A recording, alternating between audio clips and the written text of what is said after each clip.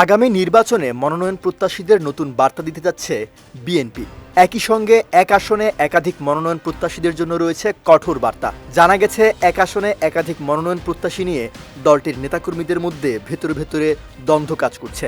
এই দ্বন্দ্ব যেন দলীয় কর্মসূচিতে প্রভাব না ফেলে এবং ত্রয়োদশ সংসদ নির্বাচনকে সামনে রেখে দলকে বিব্রতকর পরিস্থিতিতে না ফেলে সেজন্য উদ্যোগ নিচ্ছে বিএনপি। দ্বন্দ্ব ও গ্রুপিং নিরসনে কেন্দ্র থেকে তৃণমূলে বার্তা দেওয়া হচ্ছে।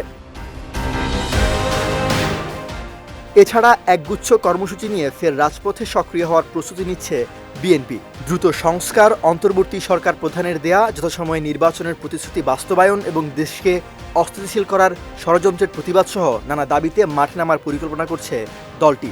এসব কর্মসূচি বাস্তবায়নে দলটির রোড মার্চ, বিভাগীয় সমাবেশ এবং আসনভিত্তিক পদযাত্রার মতো বিভিন্ন কর্মসূচি পালন করবে বলে জানা গেছে। রাজধানীর নয়াপল্টনে দলের কেন্দ্রীয় কার্যালয়ে অনুষ্ঠিত এক সাংগঠনিক সভায় এই কর্মসূচির রূপরেখা নিয়ে আলোচনা হয়। বৈঠকে নেতারা উস্কানিমূলক বা আক্রমণাত্মক রাজনৈতিক বক্তব্যগুলোকে আমলে না নেয়ার পরামর্শও দেন।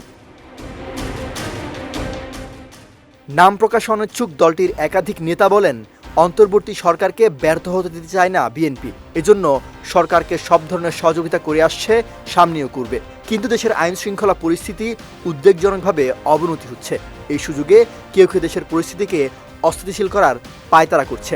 সেক্ষেত্রে সরকারের কোনো কার্যকর ভূমিকাও দেখা যাচ্ছে না। বিএনপি একটি দায়িত্বশীল দল হিসেবে তা হতে দিতে পারে না। এজন্য 3 মাসব্যাপী কর্মসূচি নিয়ে মাঠে নামার পরিকল্পনা করা হচ্ছে। নেতাদের মতে এসব কর্মসূচির লক্ষ্য হবে জনগণকে নির্বাচনমুখী করা, জনগণকে সম্পৃক্ত করে কেন নির্বাচন দরকার সে বিষয়ে বোঝানো। সৈয়দ নওশাদ, বিজয় টিভি, নিউজ ডেস্ক।